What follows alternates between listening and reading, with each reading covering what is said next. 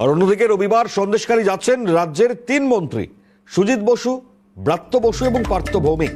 পরিস্থিতি খতিয়ে দেখতেই মুখ্যমন্ত্রীকে এরপর রিপোর্ট দেবেন তারা। বিরোধীদের অভিযোগ খতিয়ে দেখবেন মন্ত্রীরা। মুখ্যমন্ত্রীর নির্দেশেই সন্দেশখালী যাচ্ছেন এই 3 মন্ত্রী, এমনটাই খবর আমরা জানতে পারছি।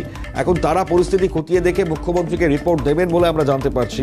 অবশ্যই দেখবার যে রিপোর্ট মুখ্যমন্ত্রীর কাছে পৌঁছবে, সেই রিপোর্টে কি কি বিস্তারিত থাকবে, বিরোধীদের যা অভিযোগ, সেখান থেকে বিরোধীরা লাগাতার যে অভিযোগ করছেন সেই অভিযোগ তারা যাচাই করবেন। মুখ্যমন্ত্রীর নির্দেশেই সন্দেশখালী যাচ্ছেন 3 মন্ত্রী সুজিত বসু, ব্রাত্য বসু, পার্থ ভৌমিক। রবিবার দিনই তারা যাবেন, যেমনটা বলছিলাম আপনাদেরকে।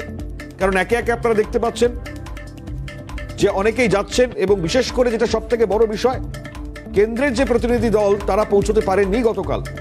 এছাড়াও যারা বিরোধীরা বারবার তারা সেখানে গিয়ে মানুষের পাশে দাঁড়ানো বা তাদের কথা শুনে পদক্ষেপ গ্রহণের যে আশ্বাস তাদের যে দেওয়ার জায়গা, সেগুলো তারা করতে পারেনি। অথচ তৃণমূল কংগ্রেস 144 ধারা জারি সত্ত্বেও তারা পৌঁছতে পেরেছেন, তা নিয়ে প্রশ্ন উঠেছে।